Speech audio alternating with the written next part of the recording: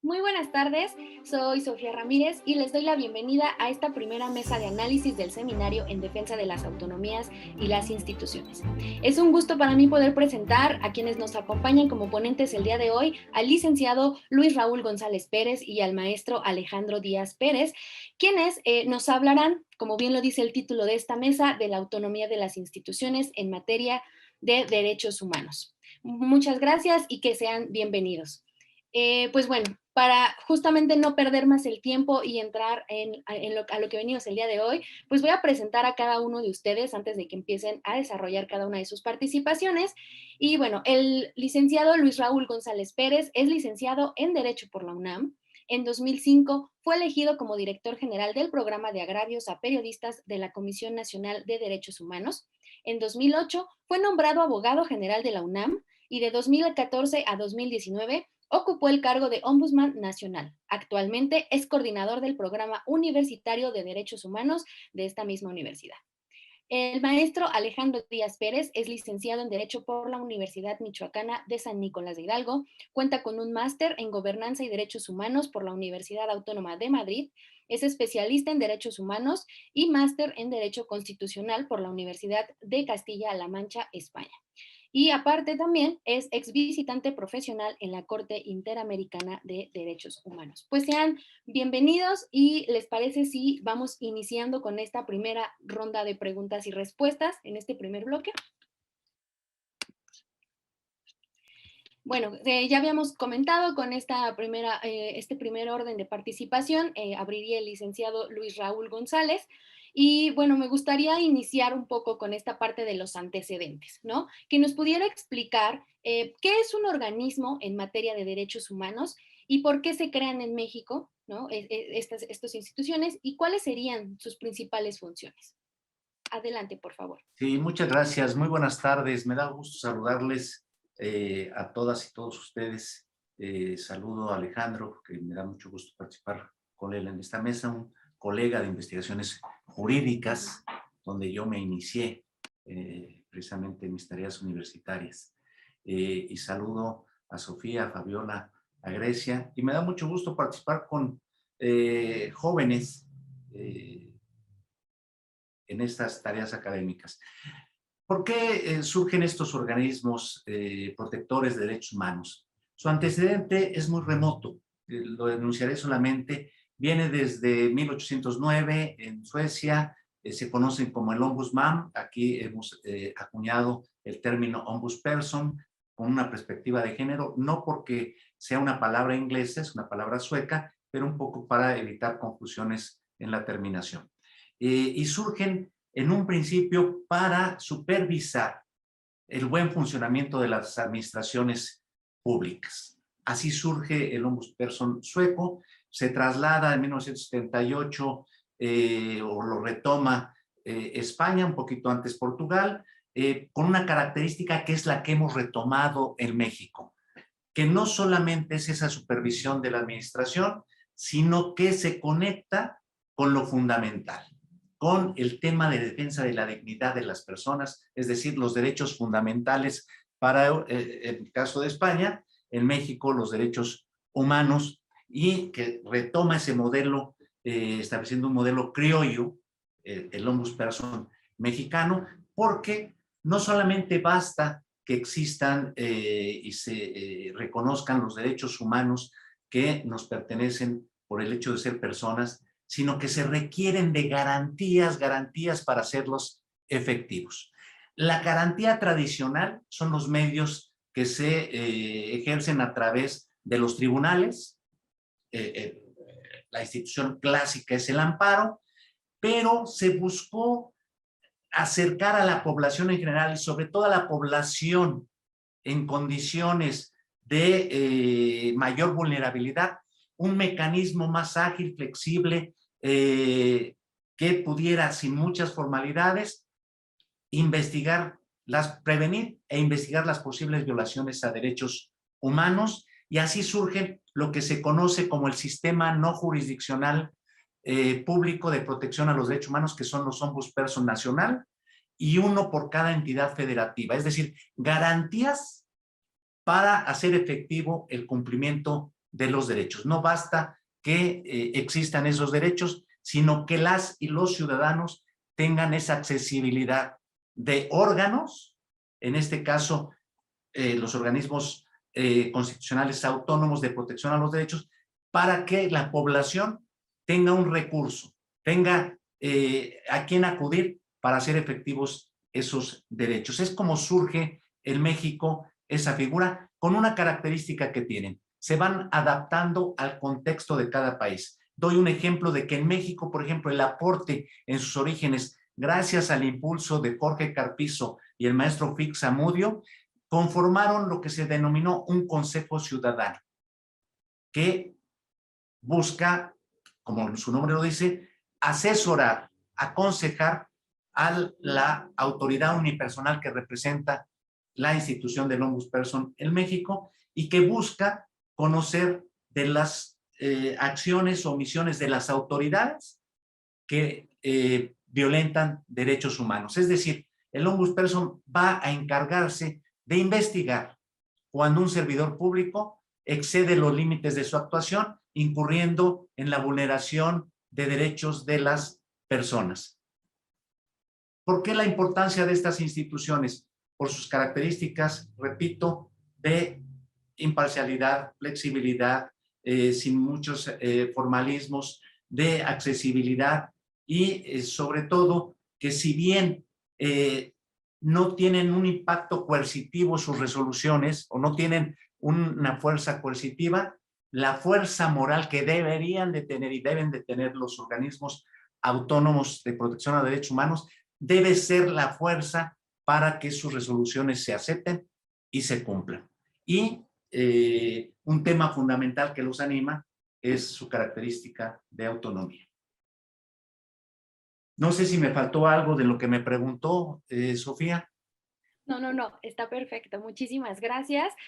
Y justamente con esta información, con estos pequeños antecedentes que nos acaba de mencionar el licenciado Luis Raúl González, me gustaría preguntarle al maestro Alejandro Díaz, ¿no? Esta parte de su especialidad en la CNDH, que nos explicara como esta parte práctica, ¿no? Ya en función de esta teoría, ¿qué es la CNDH y cuáles son sus principales funciones, ¿no? ¿Por qué se crea y por qué es importante que justamente en México exista una Comisión Nacional de Derechos Humanos? ¿Cómo es que existe su autonomía? ¿Dónde se justifica, ¿no? ¿O qué significa justamente para este sistema democrático? Adelante, por favor. Sí, bueno, muchísimas gracias. Por supuesto que es un honor, gracias a la cátedra extraordinaria y bueno, un gusto enorme poderme reencontrar con el doctor Luis Raúl González, que además él fue presidente de la Comisión Nacional de los Derechos Humanos, así que por supuesto que es una voz experta al más alto nivel para estos temas. Pero bueno, a ver, evidentemente hay que partir de la justificación normativa, ¿no? Ya bien explicó el doctor Luis Raúl que las comisiones tienen un sentido, las instituciones de derechos humanos tienen una historia, un porqué social, contextual, histórico, ¿no? De por qué este tipo de instituciones son importantes, digamos, en términos democráticos, ¿no? En términos al menos simbólicos, socialmente tienen una importancia, ¿no? Pero bueno, por supuesto que, digamos que en México, la protección, digamos, o la conformación de un sistema o la intención de proponer un sistema de protección de derechos humanos, un sistema no judicial o no jurisdiccional, fue elevado, digamos, a rango constitucional en enero del 92, ¿no? Con un decreto que adicionó al artículo 102 de la Constitución un apartado B, ¿no? Entonces, la justificación normativa básica central es constitucional, ¿no? Es un sistema que está protegido, que está reglamentado, digamos, que está contemplado en la Constitución en el artículo 102 en un apartado B, y que ahí encuentra, digamos, su justificación para normativa del más alto rango, del rango constitucional, para entender la conformación de la Comisión Nacional de los Derechos Humanos en un primer momento y luego de los organismos de derechos humanos, de las comisiones estatales, ¿no? Que por la arquitectura particular, una arquitectura federal que tiene nuestro país, pues eso, al tiempo de hacerla una red, digamos, de protección más amplia, en ese sentido técnico, en el sentido institucional, también lo hace complejo, ¿no? Para el funcionamiento, lo hace lo hace muy complejo para su funcionamiento. Y bueno, digamos que en términos generales, y yo diría que en general las instituciones nacionales de derechos humanos tienen un papel central, digamos, en las democracias contemporáneas. Fíjense, por una parte, estas entidades, como la Comisión, como los órganos estatales, funcionan como una forma que yo llamo de control del poder, ¿no? ¿Por qué? Porque desplegan competencias cuasi jurisdiccionales, ¿no?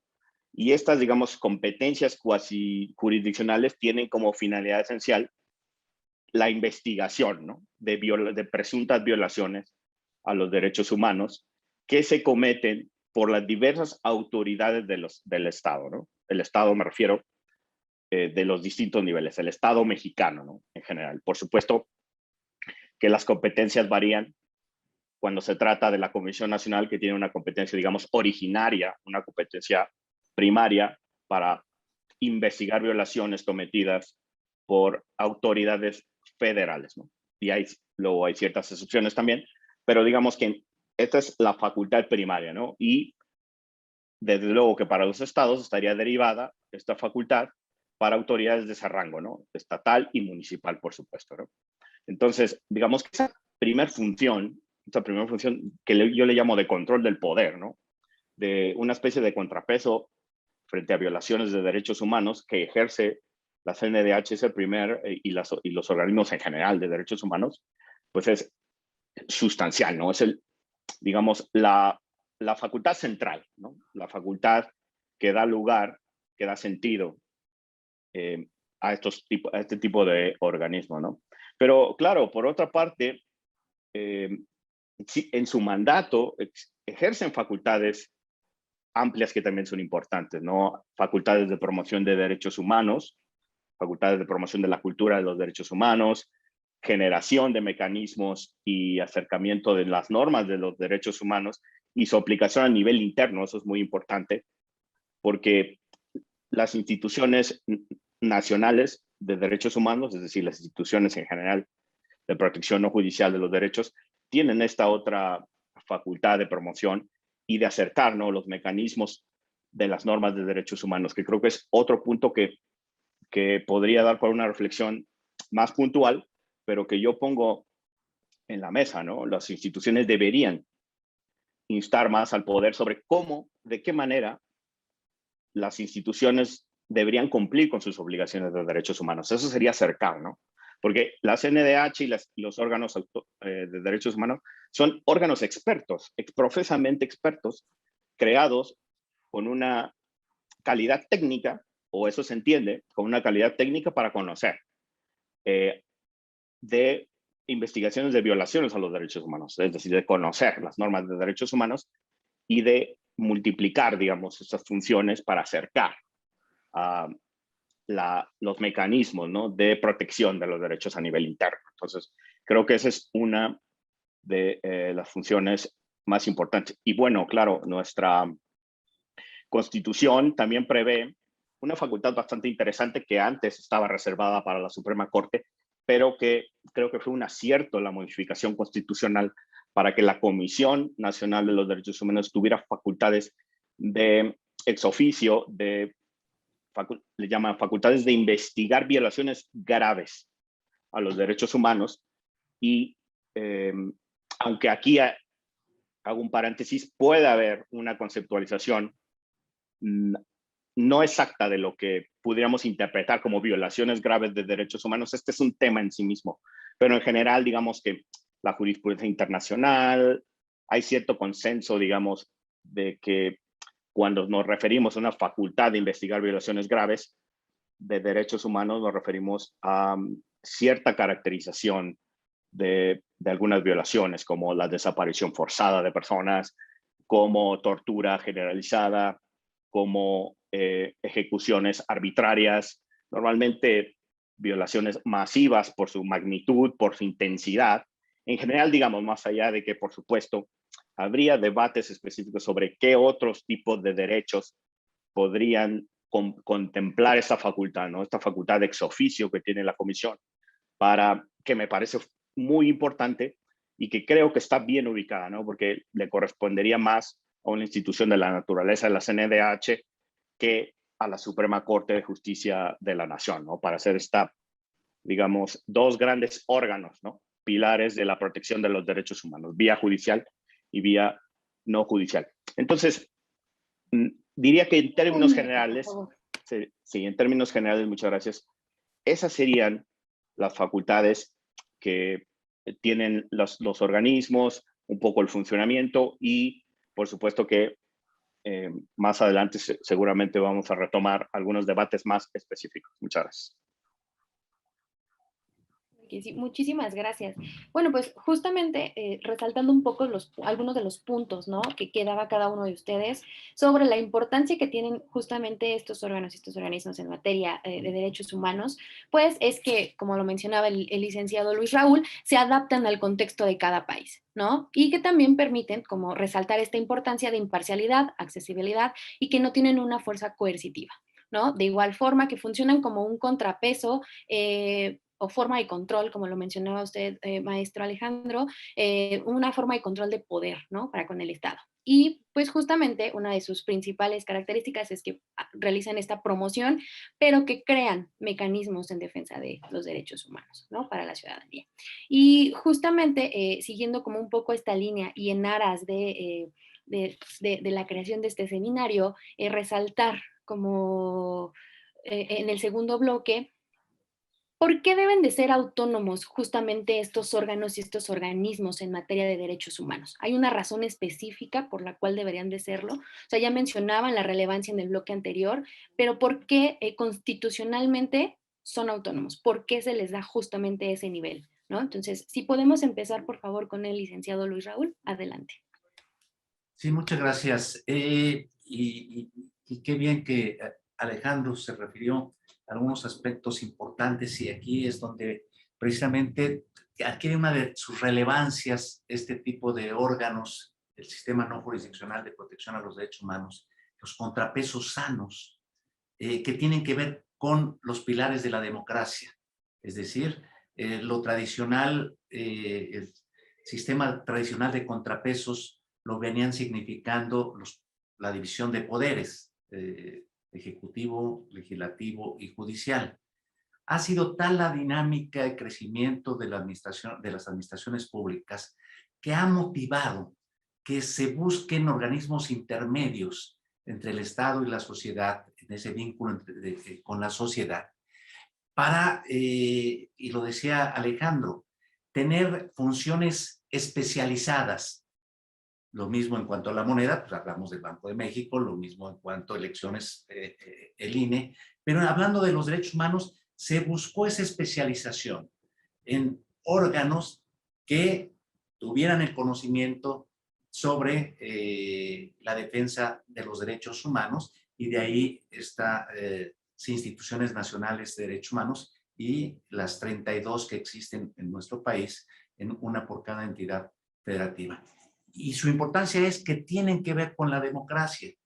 Y estos organismos que se construyen requieren precisamente ser un contrapeso en el tema de derechos humanos, un observante de lo que son las actuaciones de los servidores públicos, de las autoridades, para, por un lado, prevenir como parte de su función, pero por otra, corregir.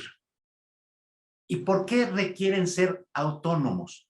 Para que no dependan de los órganos a los cuales va a observar. Es decir, se convierte en un contrapeso sano. Estos organismos de ninguna manera significan confrontación. No deben ser confrontativos, ¿sí? Por el contrario, pueden dialogar, interactuar, coordinarse, pero ser incómodos cuando hay violaciones a derechos humanos. Pero para ejercer esta tarea, para ser observantes de la actuación de las y los servidores públicos de esos actos o omisiones que vulneran derechos humanos, requieren tener un ropaje, estar arropados mediante un blindaje que es la autonomía. Es decir, que su actuación responda solamente a lo que diría Jorge Carpizo, a las constancias que se desprenden del expediente que investiga, que analiza, que concluye, sin que ningún poder público, ningún servidor público pueda incidir en ellos, porque ellos van a ser los destinatarios de esas recomendaciones, de esa magistratura de opinión que significa alzar la voz ante esas violaciones, ¿sí? Y por eso requieren tener independencia. Ejercer función autonómica es ejercer plenamente las atribuciones que la Constitución le dota para la defensa de los derechos humanos. Significa, y lo ha dicho la Suprema Corte de Justicia, ¿sí?, que tienen un rango y un nivel de importancia igual que los poderes públicos. No se trata, repito, de ser antagónicos, porque poderes públicos y organismos autónomos, en este caso de derechos humanos, pero cualquiera, van hacia el mismo fin, es decir, el Estado democrático de derecho, que se cumpla la ley, que los servidores públicos no rebasen los límites de su actuación y que las y los ciudadanos puedan ejercer sus derechos. Pero cuando en el camino, en las vías, en las carreteras que cada uno lleva para cumplir ese fin, el ombudsperson observa que hay un bache en el cumplimiento de una tarea pública, pues tiene que observar que tiene que ser resarcido ese bache y tiene que dar las garantías de no repetición. Y para eso se requiere de contar con autonomía, con la fuerza suficiente de actuación libre para que no pueda ser motivo de incidencia. Tampoco debe incidir en él ningún otro sector privado o social. Desde luego, los ombudsperson en la defensa de los derechos humanos se deben a la sociedad. Son órganos del Estado, pero son patrimonio de la sociedad. A ella se debe. Pero tampoco tiene que ser su actuación sesgada, debe ser neutral y debe de ser en función, repito, de las evidencias que se haga llegar. Y desde luego, y coincido con Alejandro, el ombudsperson debe proyectar la generación de política pública, ¿sí?, basada en esa autonomía. Y ahí el maestro Fix fue visionario de cómo a través de la recomendación general, que no resuelve casos específicos, se puede proyectar e incidir en esa materia. Los órganos autónomos, ¿sí?, hay quien dice que se crearon para despolitizar y profesionalizar la regulación de ciertas actividades. Y en el caso de la defensa de los derechos humanos, debe responder solamente a la defensa de la dignidad de las personas. Los ombudsperson, por ejemplo, se llegó a decir que formaban parte de ir, digamos, señalándole al poder público los baches en los que incurría. Y surgen, déjenme decirles, a partir de la exigencia de la sociedad. El tema principal de los organismos públicos de defensa de derechos humanos debe ser esa autonomía, ese blindaje al que yo me refería, pero ese blindaje se debe traducir en que, si bien están las garantías previstas en el 102 constitucional de ese ejercicio autonómico, se deben de ejercer plenamente esas atribuciones para realmente responder a las víctimas a quienes se debe el ombudsperson o los organismos protectores de derechos humanos. La autonomía, ¿sí? Me queda un minuto. Sí. La autonomía es, digamos, dirían los españoles, la garantía institucional de los ombudsperson. Los ombudsperson en la defensa de derechos humanos, en el ejercicio de su autonomía, ¿sí?, también se ha dicho, son controles de la constitucionalidad en el tema, en este caso, de derechos humanos. Es decir, hacen un ejercicio de control para el ejercicio de los derechos.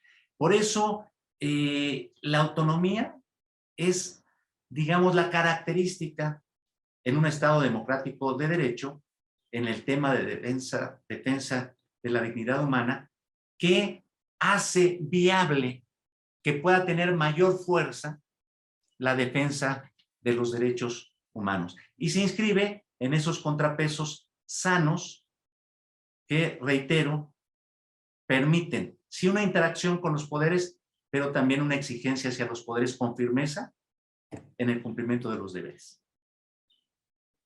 Muchísimas gracias, licenciado. Y bueno, maestro Alejandro, si pudiera, por favor, también responder la misma pregunta. ¿Por qué deberían de tener esta autonomía los órganos y los organismos en materia de derechos humanos? Adelante, por favor.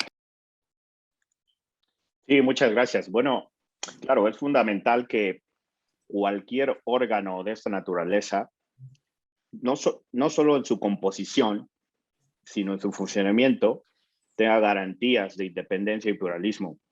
Y digamos que la composición de cualquier institución de derechos humanos, órgano de derechos humanos, el nombramiento de sus miembros debe ajustarse, digamos, a un procedimiento que ofrezca todas las garantías necesarias para asegurar la representación, digamos, pluralista, ¿no? De las fuerzas sociales, en general de la sociedad civil, ¿no? Porque especialmente de aquellas que están, ¿no? Digamos, interesadas en la protección y promoción de los derechos humanos. Y digamos que estas garantías, esta necesidad de generar garantías de independencia tiene que ver no solo con lo que acertadamente mencionó el doctor Luis Raúl, que es frente a quienes está emitiendo sus determinaciones, ¿no? Porque al final las comisiones emiten decisiones de fondo donde se pronuncia sobre violaciones de derechos humanos que cometen autoridades, y estas autoridades en relación con esos órganos debe existir una independencia, pero no solo por eso, sino también debe garantizar que esa independencia sea de otro tipo de influencias que en democracia pueden pasar. Hay influencias de grupos fácticos, de grupos empresariales, de grupos de poder, etcétera. Cualquier tipo de grupo, no solo de, por supuesto, de instituciones de gobierno, sino también de otro tipo de influencias que pudieran minar la independencia de los órganos de derechos humanos. Entonces, por supuesto que la garantía de independencia de estos órganos es la piedra angular de cualquier funcionamiento de esta institución. Pero digo, no solo en el funcionamiento, ahora podemos hablar de cómo se garantizaría, cómo debería garantizarse esa independencia, que digamos que es la parte más compleja, ¿no? Porque podemos estar de acuerdo que no ha habido, sin independencia, digamos, no puede haber ninguna historia de éxito. Yo me atrevería a decir que, digamos, no hay ningún órgano que nos pudiera servir de ejemplo en el mundo que no haya desplegado niveles de autonomía y que tenga algún éxito, ¿no?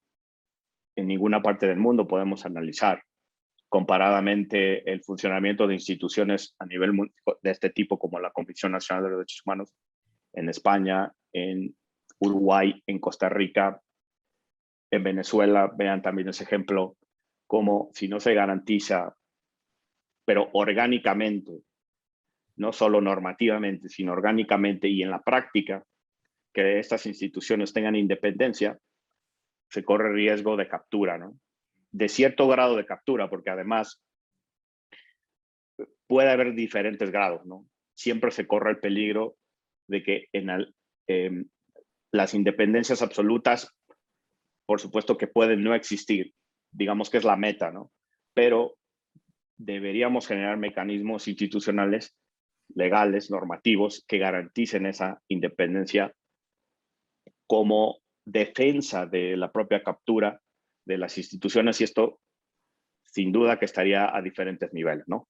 Pero digamos que la parte esencial es que estas instituciones deben permanecer con garantías de independencia, ¿no?, frente al poder, frente a otro tipo de, digamos, de presiones fácticas y de contrapesos institucionales que las hemos visto, ¿no? Porque sabemos que en muchas violaciones de derechos humanos puede no solo estar incluido el Estado, pueden estar incluido empresas privadas, grandes empresas privadas que tienen efectos, por ejemplo, sobre diferentes derechos humanos, o pueden estar incluidas personas en particular, y esto, bueno, también es susceptible de un debate de hasta qué grado puede haber controles por parte de las instituciones de derechos humanos frente a deber de proteger, lo que se ha llamado en la jurisprudencia internacional, deber de proteger frente a terceros que cometen violaciones,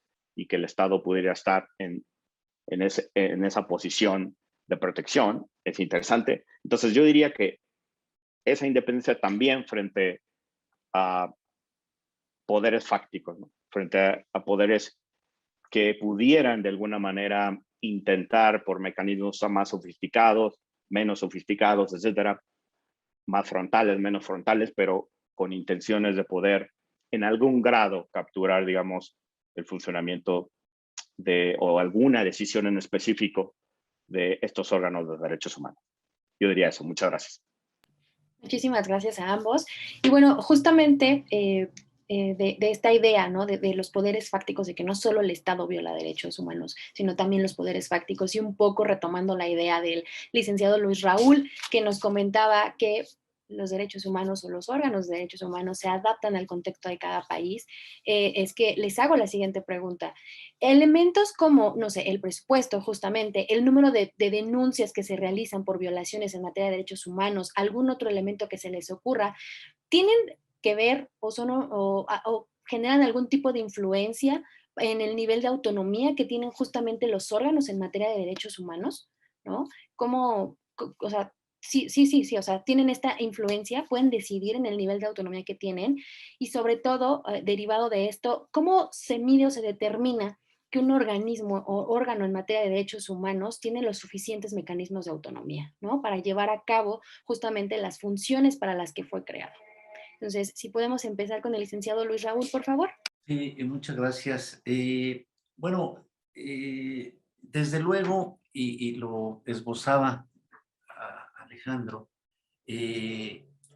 cómo traducir esa autonomía en los hechos, ese es el mayor reto que conlleva pues este ropaje, este blindaje que conlleva la autonomía para tener un ejercicio libre, independiente, basado solamente en lo que se desprenda de su investigación, sin incidencias ni de poderes públicos, ni de poderes privados, ni sociales. Y aquí hago un paréntesis de cómo la dinámica en el ejercicio de protección va evolucionando y cómo desde el 2011 Naciones Unidas impulsa, y México todavía estamos rezagados en ello, pero hay pasos, ahí hay, por ejemplo, una recomendación general en el tema sobre empresas y derechos humanos, cómo los poderes fácticos, como puede ser el sector privado, también pueden violentar derechos humanos, y hoy hay principios de actuación de respeto de esos que deben de observar las empresas, y cómo las instituciones protectoras de derechos humanos ya vienen incidiendo en dirigirse a empresas. Doy un ejemplo, lo sucedido en el tema del conocido coloquialmente como socavón en la carretera Acapulco, ¿no? Y ahí hay pronunciamientos dirigidos con contenidos hacia la empresa, temas que tienen que ver con corrupción y derechos humanos que le tocan y ya ha venido afrontando el ombudsperson, pero retomo lo que se buscaba. Entonces, el tema es cómo traducir este ejercicio autonómico y desde luego, pues, esta autonomía significa eso, que nada ni nadie pueda incidir que no sea basado en las pruebas y evidencias que tenga la institución.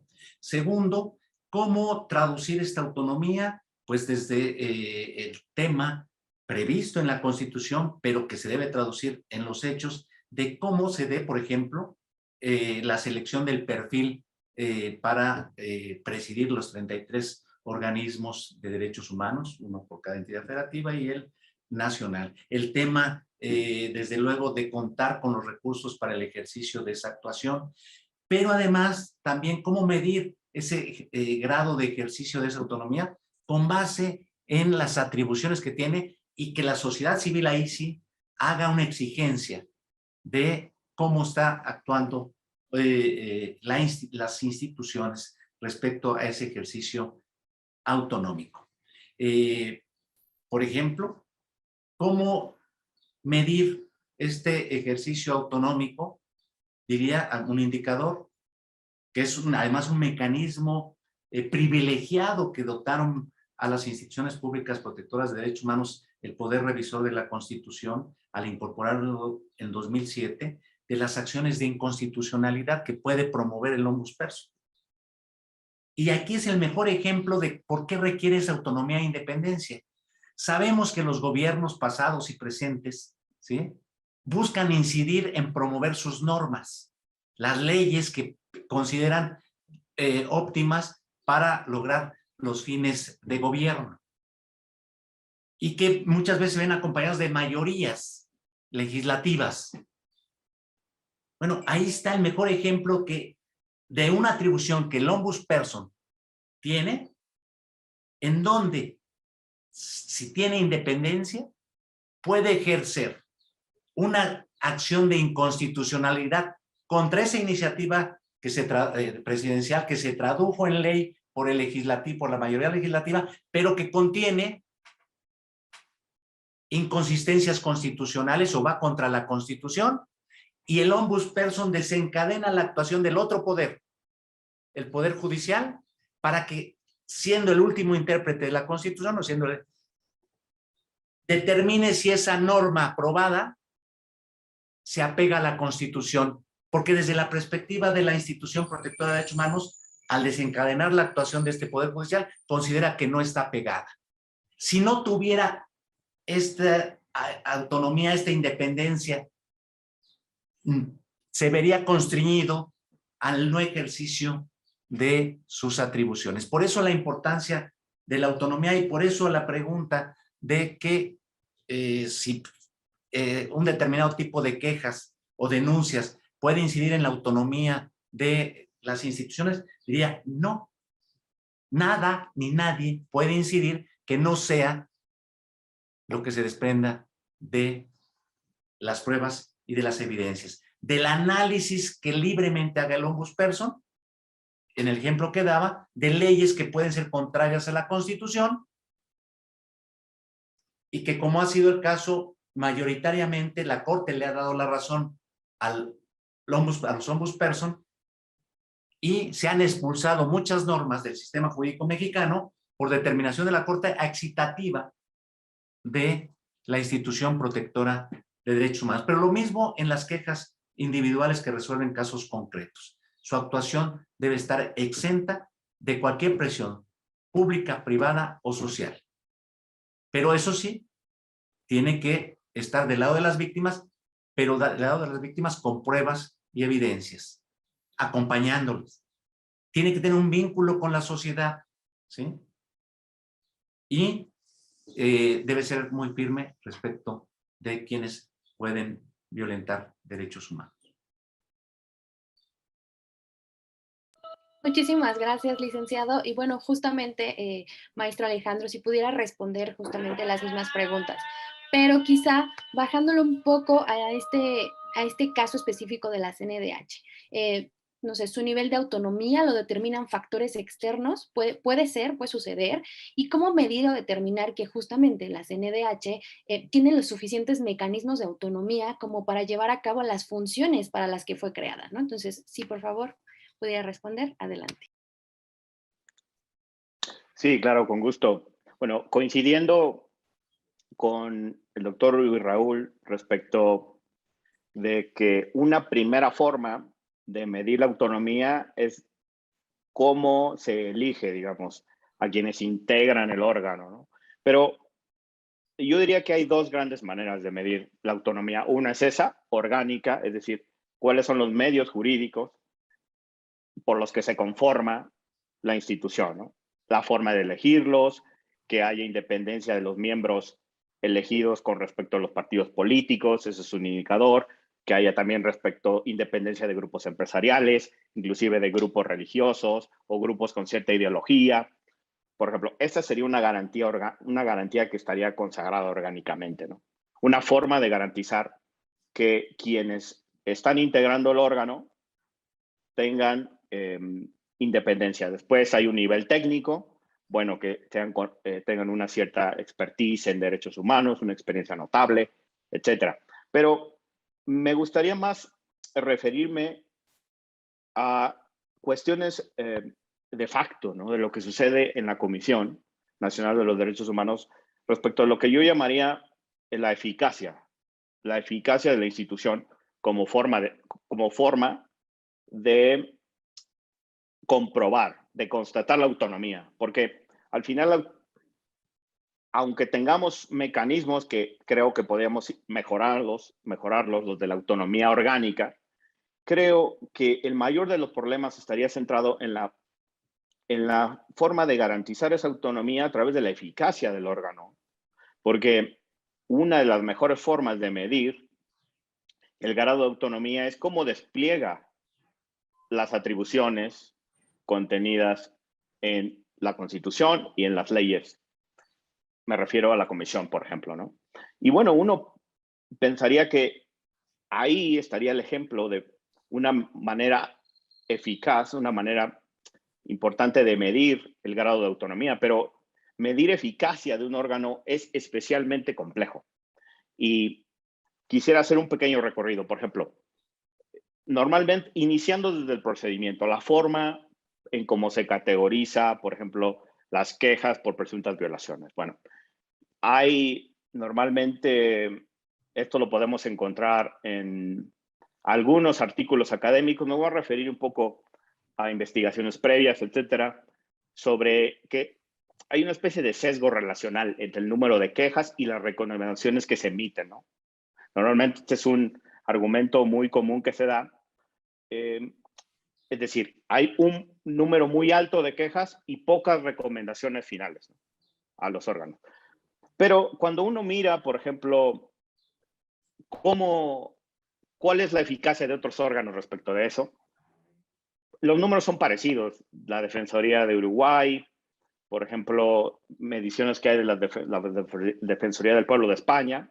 Digo, por poner un órgano europeo que tiene garantías de independencia, pero luego en su funcionamiento tendría más o menos el mismo diferencial con la Comisión Nacional de México. Es decir, recibe muchas quejas, emite pocas recomendaciones.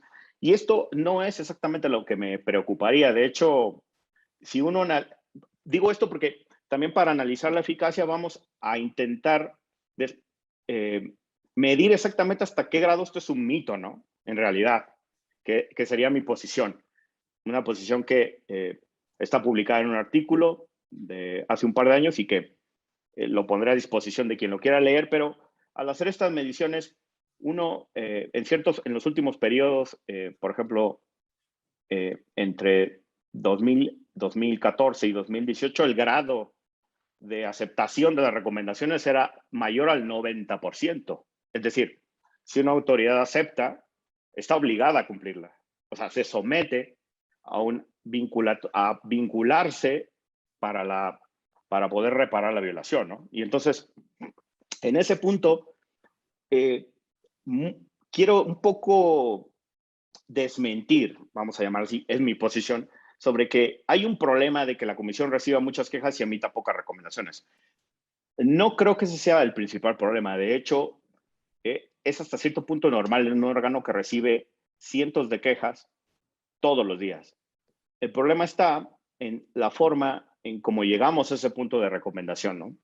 Y qué efectos tiene esa recomendación en la modificación de políticas públicas, de leyes, de normas. Ya lo adelantaba también el doctor Luis Raúl. Bueno, cómo cambia el sistema para bien, ¿no? Cómo protege, digamos, de manera práctica. Entonces, Pero luego, claro, también necesitamos eliminar, por ejemplo, o más bien articular mayores controles externos, ¿no?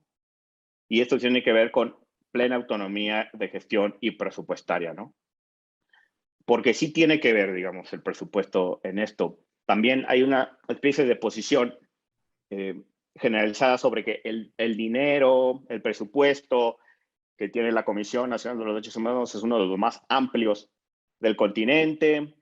Inclusive hay algunas investigaciones comparadas que se posicionan por mencionar que es el órgano con más presupuesto en el mundo o uno de los tres con mayor presupuesto en el mundo y que podría no necesariamente haber satisfecho, ¿no?, las necesidades de un país como México, pero digamos adoptar una posición de el presupuesto en sí mismo, digamos el grado de presupuesto en sí mismo no es un indicador de autonomía, es decir, ¿por qué? Porque de facto todos los derechos necesitan dinero, necesitan presupuesto para garantizarse.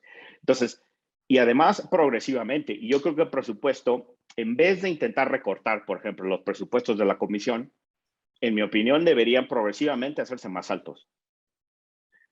El tema es que, por ejemplo, medidas de austeridad que no tengan, que sean en abstracto y que no tengan ningún tipo de sentido, si no es para ampliar el mandato, ampliar las atribuciones para hacerlas más fuertes, en la práctica no tendría tampoco sentido. Es decir, el solo hecho de ahorrarnos, digamos, el dinero en una institución, si no tiene resultados, no garantiza entonces que el órgano esté funcionando de manera adecuada, ¿no? Y luego también habría que entender que el problema, creo, no estaría en la vinculatoriedad de las resoluciones de la CNDH, que mucho se ha dicho de esto, sino en cómo hacemos garante la supervisión del cumplimiento de las medidas.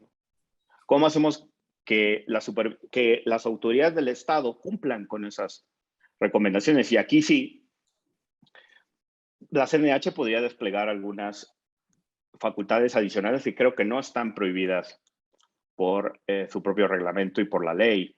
Y evitar, por ejemplo, también intentar eliminar algunas prácticas administrativas que podrían ser nocivas, eso ya es una identificación administrativa, autocensura, formas de calificar, forma del razonamiento de los derechos, que también emite las formas de reparación para las víctimas, si se están utilizando los estándares más altos de derechos humanos en la emisión de las recomendaciones, Un minuto, por favor. etcétera.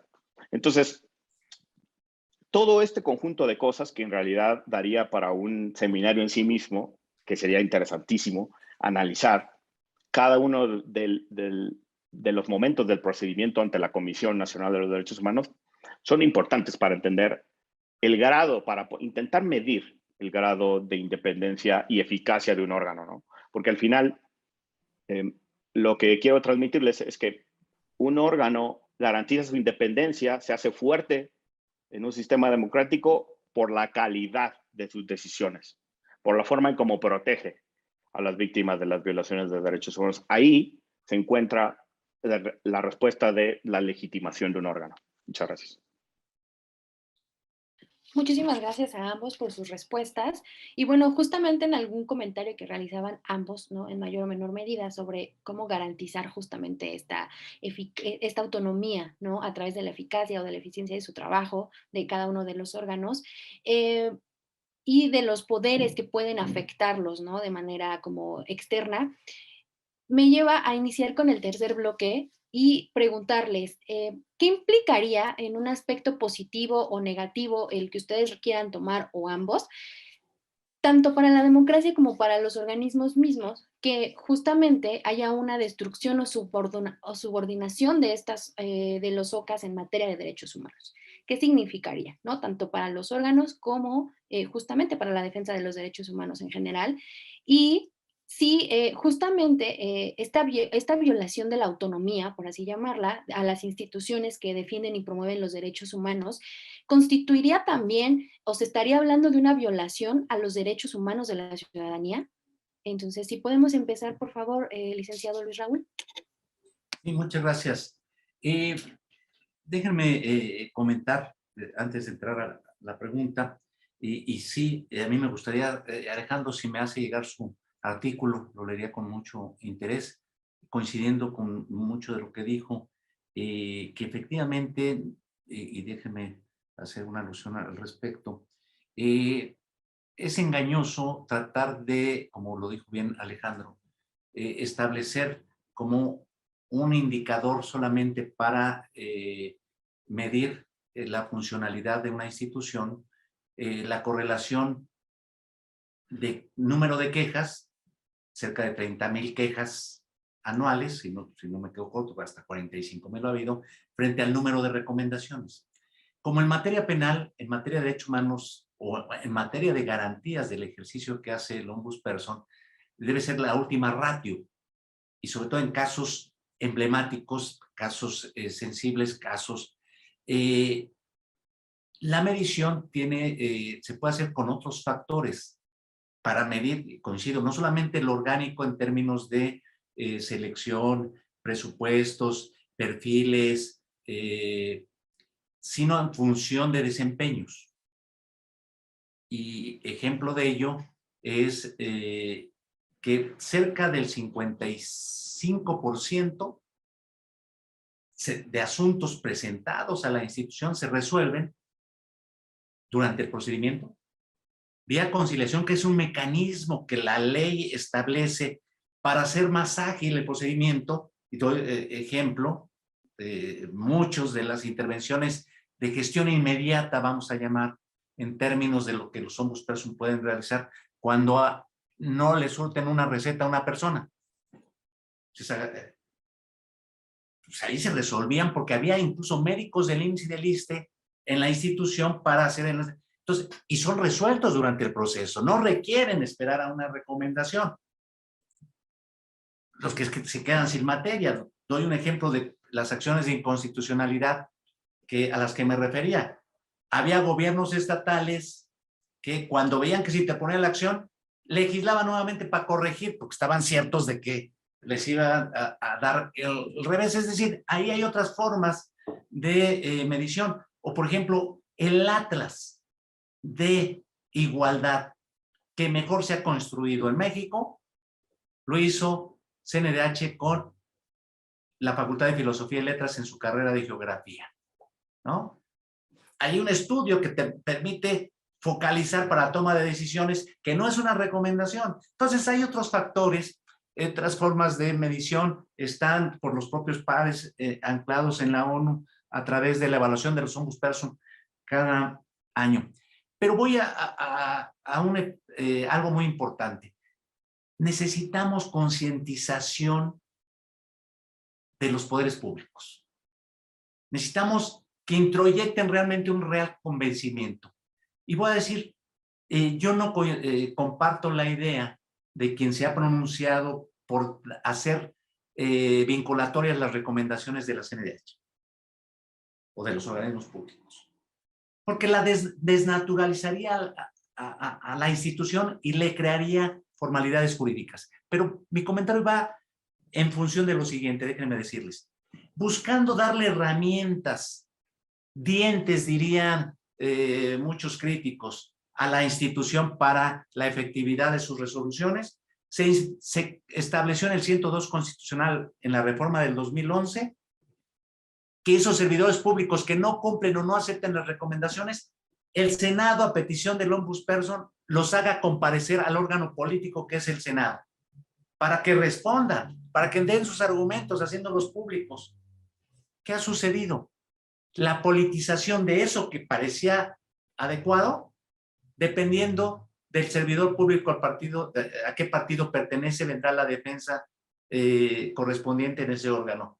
Entonces, se requiere que se asuman compromisos de los propios actores públicos y políticos respecto al compromiso con los derechos humanos y no se quede en esa narrativa. Entonces, ya respondiendo la pregunta, creo que sería una regresión desdibujar las autonomías, ya sea cooptándolas o desapareciendo la propia figura de la autonomía, ¿sí? Si se desdibuja, a quien se está afectando es a los destinatarios de esa protección, que son las víctimas de violación a derechos humanos.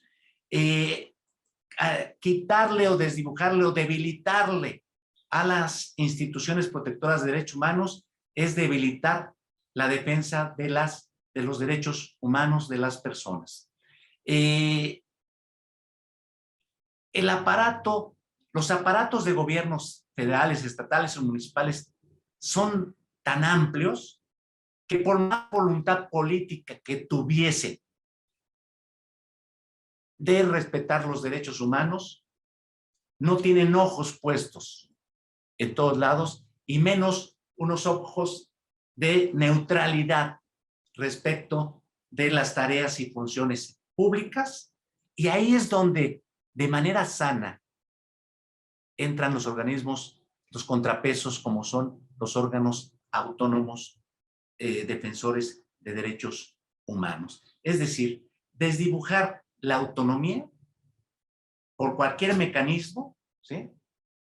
Es lesionar el principio de progresividad en la defensa de los derechos humanos, es debilitar la defensa para las poblaciones para las que mayormente está diseñado.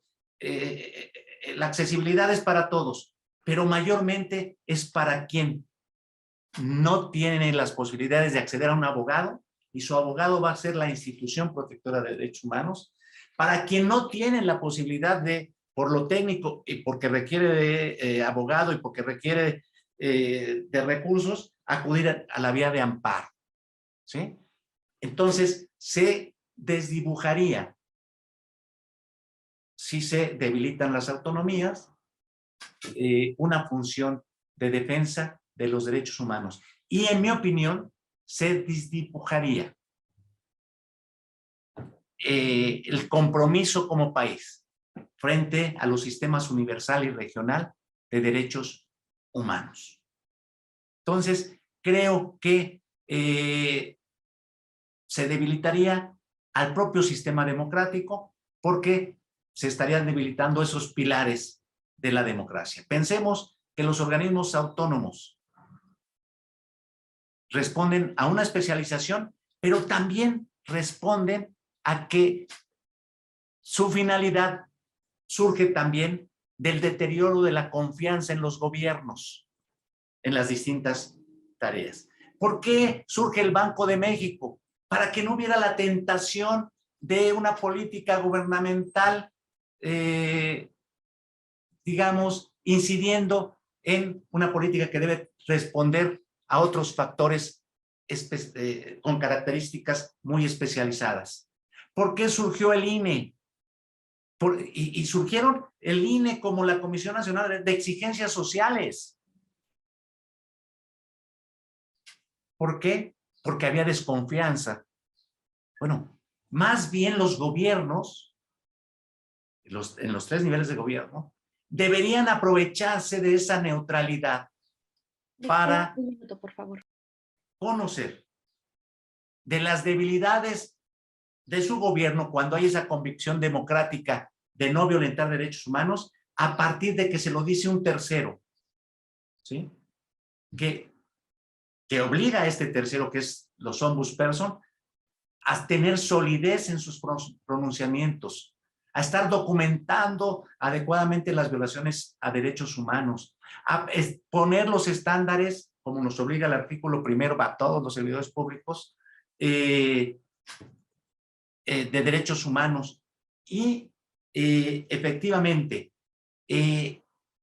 creo que uno de los aspectos fundamentales que deben focalizarse es el tema del cumplimiento de las recomendaciones. Es decir, pero nuevamente entra aquí el convencimiento real, no narrativo, discursivo, de defensa, de cumplimiento de esas recomendaciones. Hasta ahí. Gracias. Muchísimas gracias y bueno, le cedo la palabra al maestro Alejandro, por favor. Sí, muchas gracias. Y el doctor Luis Raúl tocó un punto en el cual por cuestiones de tiempo no pude profundizar, pero es muy interesante, claro.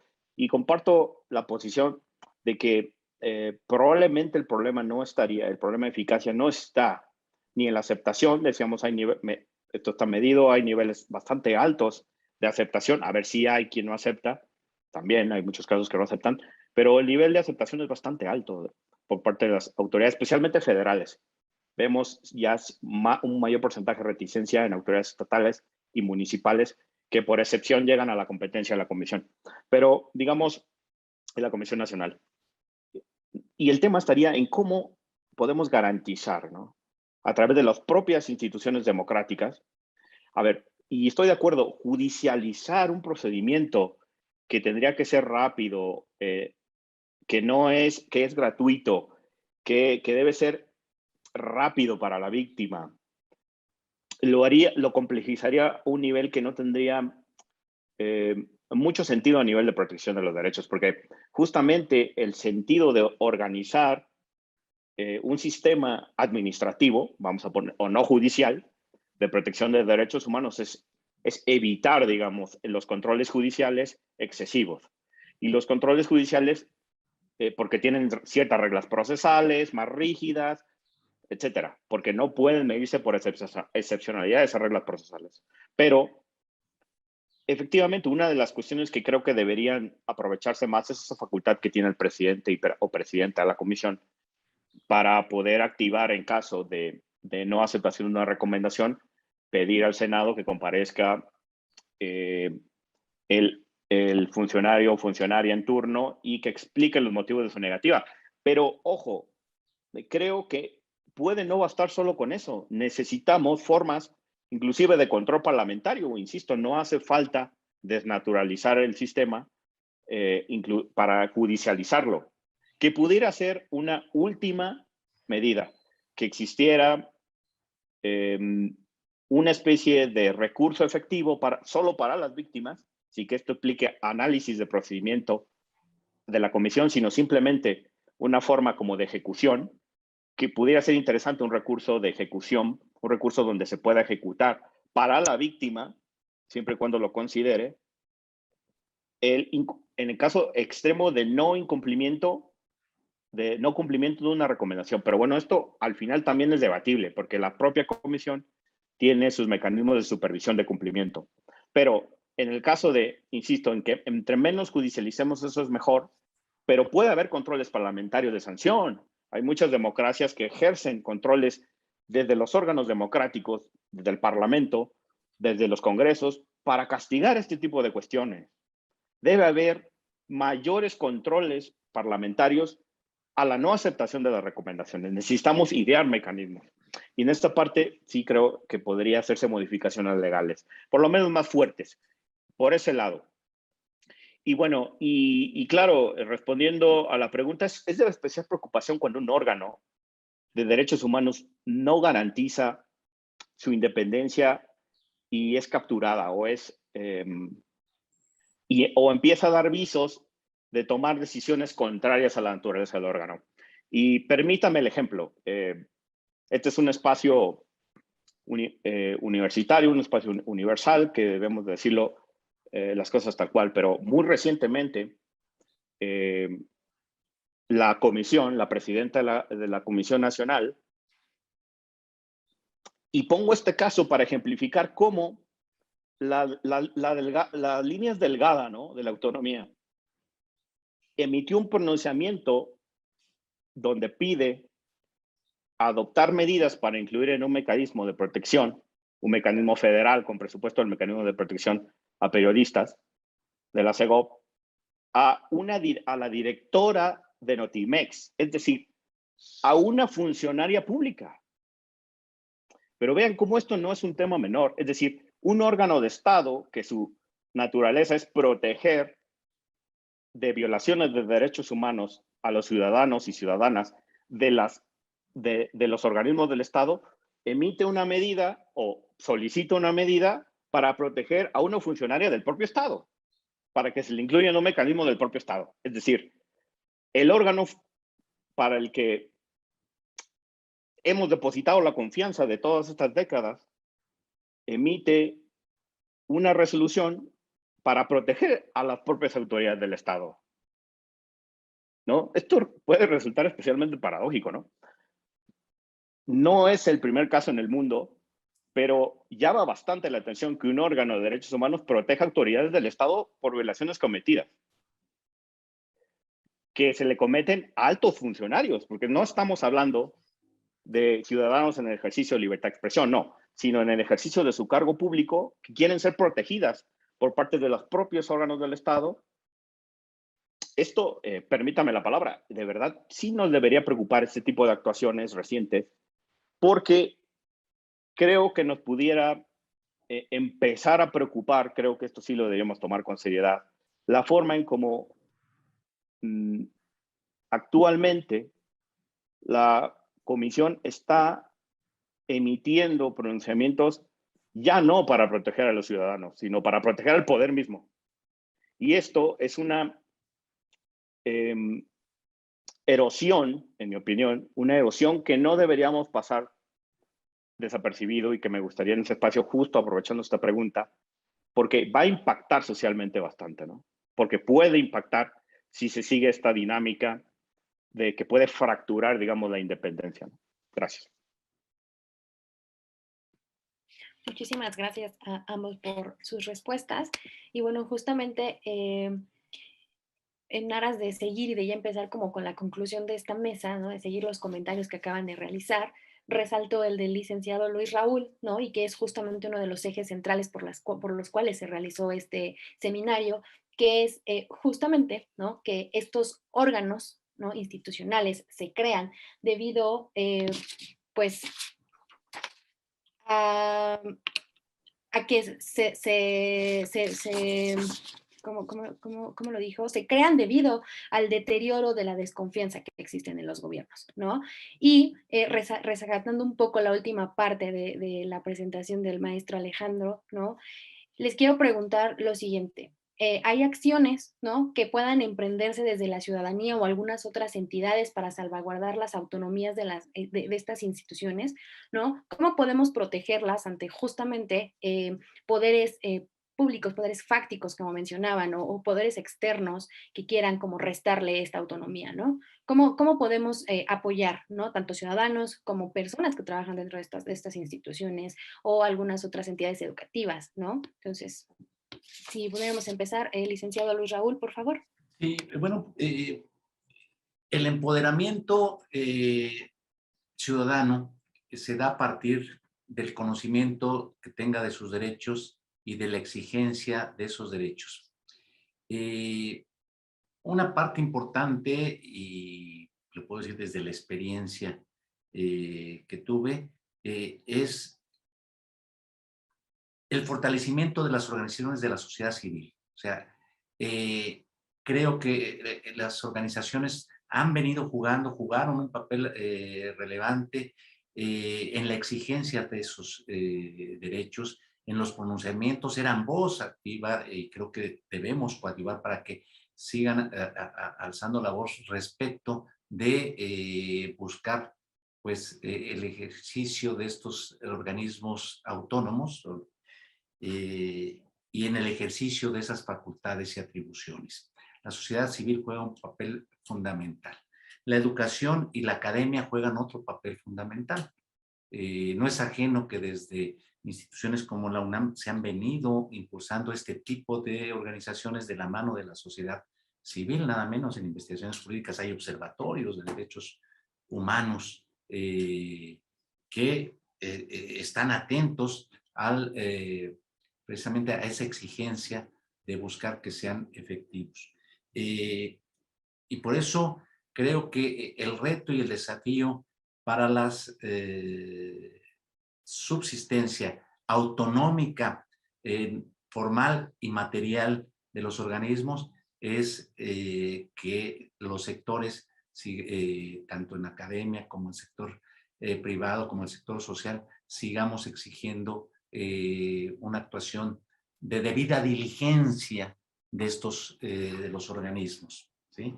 Desde luego, como todo organismo, siempre serán perfectibles, pero en sí mismos, el contar con estos organismos es básico para las democracias. Una sociedad civil empoderada ayuda muchísimo, porque exige y obliga, que es uno de los temas que tiene que ver con los organismos autónomos, a la rendición de cuentas. Ahí hay otro factor al que se refería Alejandro, es decir, un ejercicio de parte del Parlamento a los informes del Ombudsperson. Coincido que tiene que darse mayores controles parlamentarios respecto de la institución. De hecho, los Ombudsperson surgen en Suecia en una especie de comisionados parlamentarios, ¿sí?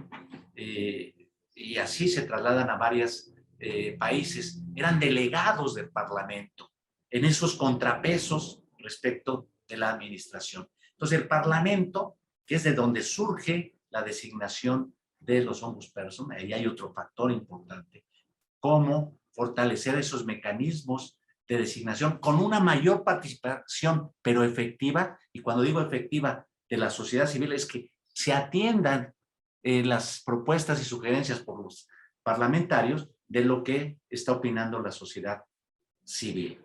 Creo que ahí hay mecanismos también para pues buscar ese blindaje de la autonomía. Pero, repito, el tema también tiene que ver desde el perfil con el que se designe a las personas, ¿sí? Y la exigencia de cuentas en la rendición de cuentas en ese sentido.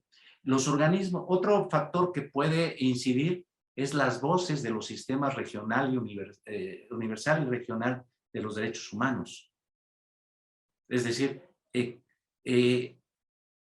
hay una interrelación natural entre el actuar de los organismos como la Comisión Interamericana de Derechos Humanos o los comités de tratados de Naciones Unidas con la actividad propia de los ombudsperson. Hay nichos de oportunidad ahí y también nichos desde estos organismos propositivos para buscar el fortalecimiento de esa autonomía de los organismos protectores de derechos humanos.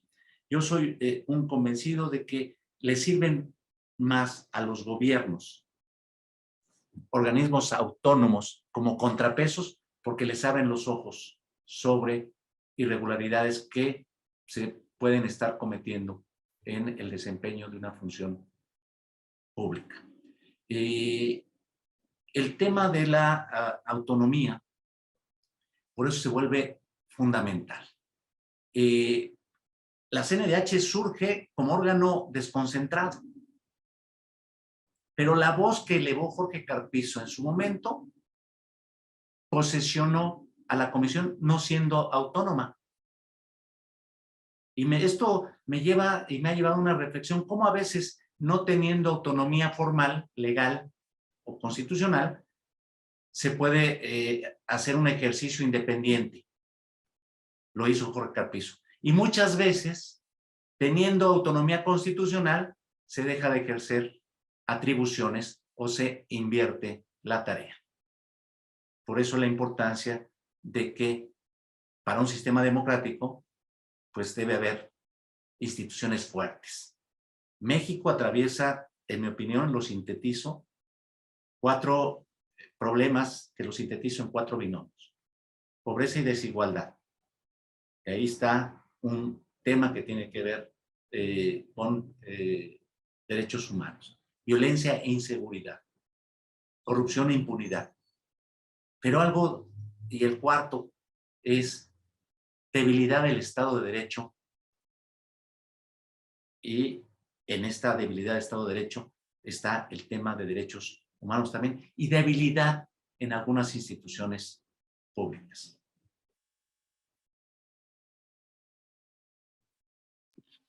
Muchísimas gracias, licenciado Luis Raúl. Y bueno, adelante, maestro, por favor.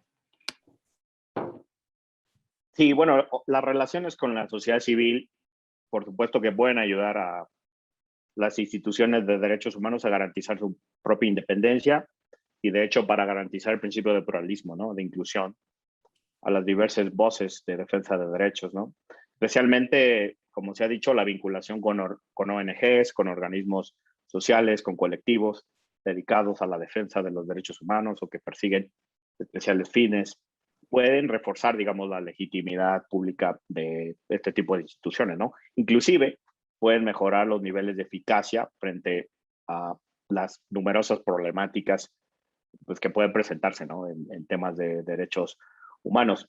Digamos, sobre este punto, el mejoramiento paulatino, el reforzamiento de las relaciones de la CNDH o en general de las instituciones de derechos humanos con la sociedad civil, digamos, no solo debería ser una cuestión de tipo formal o de tipo político, ¿no? Sino debería también incluir elementos más profundos, ¿no? Que insten la participación activa de las organizaciones dentro de la toma de decisiones de las propias comisiones.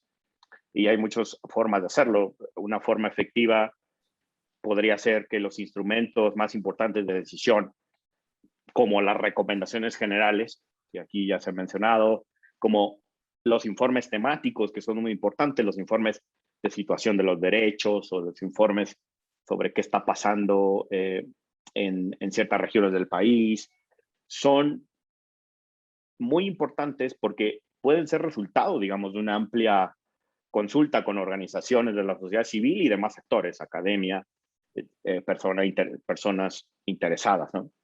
Y digo que esto es imprescindible porque a menudo las organizaciones, pequeñas, grandes, las organizaciones sociales, funcionan, digamos, a partir de los niveles más básicos de la sociedad, ¿no? Y su interacción, y tienen una interacción muy particular con esos entornos de sociedad.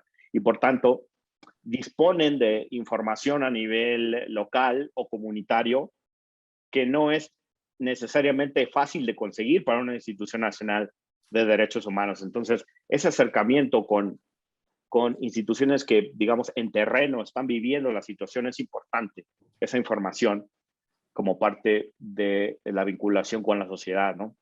Y por supuesto, una amplia participación de la sociedad civil reflejaría que están siendo valoradas, ¿no? Y las prioridades públicas en materia de derechos humanos se podrían construir bajo esos consensos sociales, ¿no? Y esa garantía de pluralismo, por supuesto que también deberían estrecharse los lazos con los colectivos de las víctimas existentes en el país, de graves violaciones de derechos humanos, de violencias de género, etcétera. Algunos de los problemas más complejos, digamos, actualmente en México. Y, y claro, es que se suele pensar que los órganos de derechos humanos tienen que adoptar una postura de imparcialidad entre las autoridades del Estado y las víctimas, ¿no? Pero, ojo, esto no debería ser confundido con una neutralidad absoluta, porque en caso de que los órganos de este tipo adopten características de neutralidad absoluta, podrían generar efectos contraproducentes en relación con las víctimas de violaciones de derechos humanos en el país. Entonces, recordar que al final la naturaleza de cada órgano, de este tipo de órganos, es mejorar el nivel de protección de los derechos humanos de las víctimas y funcionar como una forma efectiva de protección, ¿no?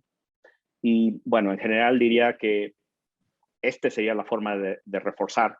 Por supuesto que hay otras formas de incluir a la sociedad civil. Hay ciertos debates sobre si podría generarse auditorías sociales del presupuesto, es decir, que organismos expertos de la sociedad civil auditen ciertos programas de la Comisión Nacional, etcétera. Esto es un debate interesante, pero puede haber o puede hacerse a través de controles parlamentarios, etcétera, pero todo enfocado en incluir en la toma de decisiones, digamos, de la Comisión y en general de los órganos de derechos humanos a la sociedad civil. Gracias. Muchísimas gracias a ambos por su participación en esta mesa del Seminario en Defensa de las Autonomías y las Instituciones. Y antes de pasar a una conclusión individual, parte de cada uno, me gustaría resaltar 5 puntos que estuvieron desarrollando a lo largo de esta mesa y que me parece que son esenciales para la comprensión de la autonomía, ¿no?, institucional de estos órganos en materia de derechos humanos. El primero de ellos, pues, es justamente que surgen por la exigencia de la sociedad, ¿no? Lo mencionaba el licenciado Luis Raúl, que se crean debido al deterioro en la confianza que se tienen en los gobiernos, ¿no? Que son una forma de control del poder del Estado, que sirven también como un contrapeso de este poder. Un tercero, que justamente se garantiza la autonomía de estos órganos debido a la eficacia de su trabajo, ¿no? O la forma en la que lo desarrollan internamente, que debe de existir justamente una concientización de los poderes públicos y, por supuesto, algo muy relevante y que seguramente se mencionará a lo largo de cada una de las mesas de este seminario, y tenemos una en específico, sobre la rendición de cuentas, ¿no? Entonces, muchísimas gracias a ambos y bueno, les cedo la palabra para que den una conclusión general o sobre lo comentado ya aquí o algún otro comentario adicional que quieran realizar. Entonces, si empezamos por el licenciado Luis Raúl, por favor. Muchas gracias. Seré muy breve, dado que el tiempo ha avanzado. Diré una conclusión muy concreta, tratando de pensar el futuro de los organismos autónomos y en particular, desde luego, los de derechos humanos. Y un primer elemento en la consideración para ver el futuro tendría que ver, uno, con lo que se ha señalado ahorita por Sofía. Dependerá ese futuro de la convicción de la importancia y utilidad por parte de los actores políticos como un elemento. Es decir, ahí tendrá que visualizarse, analizarse qué consideración se tiene sobre la importancia y utilidad de los organismos autónomos. Igualmente, qué tan fuerte es nuestro Estado de Derecho. Yo decía que había una debilidad y de algunas instituciones. Y de los sistemas constitucionales permeables o rígidos. Es decir, formalmente tenemos un sistema rígido, dice la doctrina, para modificar las normas constitucionales. Pero en la realidad se traduce en un sistema muy flexible. A veces una reforma constitucional ha sido más fácil de modificar, siendo un órgano diferente al que modifica o elabora las leyes, que una norma ordinaria.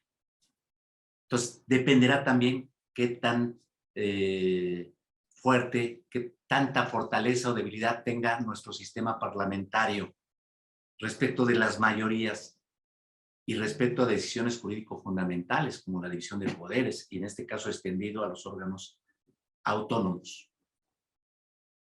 Al ejercicio también dependerá de los recursos de control de la constitucionalidad. ¿Qué es esto? Digamos, es el ejercicio de los recursos jurídicos que tienen las personas legitimadas y los ciudadanos que tienen el amparo, ¿no? Y órganos legitimados para interponer acciones o controversias constitucionales, ¿sí? Dependerá también de un marco de respeto al disenso y a la construcción de un diálogo sí fuerte, vigoroso, desinhibido, no estigmatizante y no descalificatorio. Y dependerá también de la independencia y fortaleza de los poderes judiciales, federal y estatal. Dependerá de la fortaleza de los mecanismos de selección de las y los titulares de organismos públicos defensores humanos y del rol del que hablábamos que juegue la sociedad civil. Es decir, ese futuro dependerá de varias circunstancias, ¿sí?, para fortalecer o debilitar a los organismos autónomos. Los poderes legislativos no están exentos de respetar los límites de su actuación en el respeto a los derechos humanos. Las mayorías, si bien mayorías, ¿sí?, pues tienen enfrente límites que deben ser los estándares en materia de derechos humanos y los órganos garantes. Esto no quiere decir que sean autárquicos los organismos autónomos. Tienen que rendir cuentas, desde luego. Tiene que darse, como sucede, los informes que deben rendir los organismos públicos autónomos. En el caso de los informes de la Comisión Nacional de Derechos Humanos y de los organismos locales, se deben rendir ante los tres poderes: ejecutivo, legislativo y judicial. Esto que parece no importante es el posicionamiento del ombudsperson anual sobre el estado de cosas que guarda el respeto a los derechos humanos. Y pocas veces nos detenemos en la importancia de este informe. Pero ahí hay una herramienta importante del ejercicio autonómico de los organismos públicos, ¿sí?, pero también en ese ejercicio autonómico de posesionar qué pasa con el respeto a los derechos humanos. Yo, aprovechando que es la última intervención, agradezco mucho la invitación, agradezco a la Cátedra Francisco I. Madero, a sus integrantes, a quienes hacen posible operativamente esto, y desde luego saludos a los titulares del INE y de la cátedra, a Fernando Castañeda, a Lorenzo Córdoba, por favor, mis respetos. Y gracias, Alejandro, fue un gusto compartir la mesa con usted y me interesa mucho, y a ver si después nos tomamos un cafecito. Muchísimas gracias, licenciado. Y bueno, pues les cedo la palabra de manera inmediata al maestro Alejandro, por favor. Sí, muchísimas gracias. Sí, con mucho gusto, doctor. Y también ha sido un enorme privilegio estar aquí. Y bueno, claro, veo con cierto pesar, digamos, también, y este es un mensaje que quiero dar, no solo en general a la comunidad jurídica, a las expertas, expertos, a la sociedad en general, porque hay una visión, digamos, infravalorada de los resultados que podrían dar los órganos de derechos humanos, la Comisión Nacional de los Derechos Humanos, las instituciones de derechos humanos de los estados. Y es importante en este punto señalar que yo creo que hay suficiente evidencia para pensar que se han convertido este tipo de instituciones en una parte muy importante de la actualidad democrática, de las sociedades contemporáneas, de las democracias contemporáneas. Y en la medida en que, creo, nos alejemos de los discursos que intentan erosionar o los esfuerzos que intentan erosionar la independencia, las facultades o las funciones de estos organismos, inclusive voces que llaman a desaparecerlas, porque digamos, hay que reconocer también que hay este tipo de voces, inclusive dentro de la propia comunidad jurídica, política, etcétera. Debemos de reivindicar este tipo de órganos y analizar más profundamente, intentar mejorar la forma en cómo estos órganos están funcionando, porque sí son importantes para una democracia. Y me gustaría justamente llegar a esta conclusión. La independencia, la autonomía de un órgano es fundamental para que dé los resultados esperados. Y parte de esa independencia, ya hemos dicho que no solo es desde un punto de vista orgánica, es decir, de cómo se llega, la forma, los procesos de elección de la titular o el titular, sino también del funcionamiento propiamente de la institución, ¿no? Y dejo algunas ideas. Aumentar los niveles de celeridad administrativa y procesal, apuntalar, por ejemplo, la cualificación del personal, que cada vez se convierta en un órgano más experto, más sensible, que acompañe a las víctimas, y eso también tiene que ver el aspecto técnico de cómo funcionan los derechos humanos, porque al final pues es una ciencia social, ¿no? También ver algunos aspectos de eliminar ciertas prácticas administrativas que pudieran estar afectando la independencia, como autocensura, como cercanía al poder, etcétera.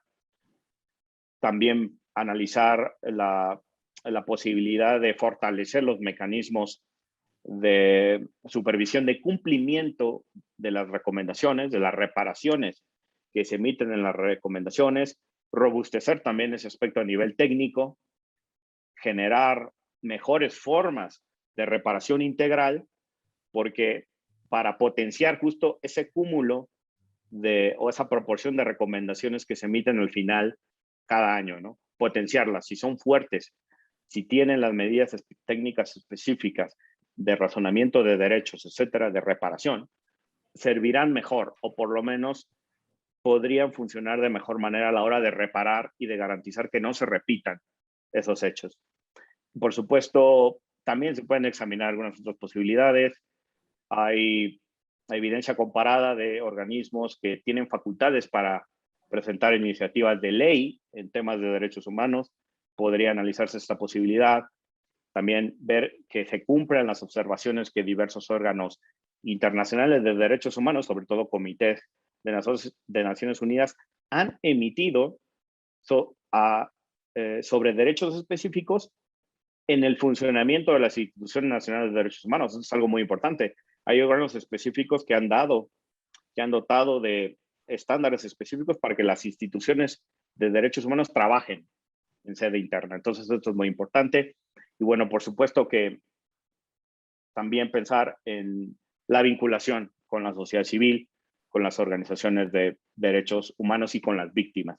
Trabajar de cerca en las decisiones que toma la comisión.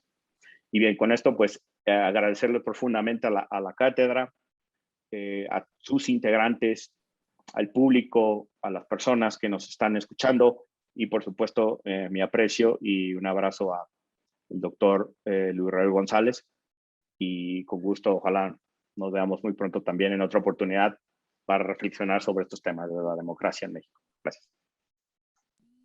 Muchísimas gracias a ambos por habernos acompañado en esta mesa en defensa de los derechos humanos del Seminario en Defensa de las Autonomías e Instituciones. Les agradezco a ambos de nueva cuenta, al licenciado Luis Raúl González Pérez, coordinador del Programa Universitario de Derechos Humanos de la UNAM, y por supuesto al maestro Alejandro Díaz Pérez del Instituto de Investigaciones Jurídicas de la misma universidad. Muchas gracias a todo el público que nos estuvo acompañando a través de nuestras diferentes plataformas.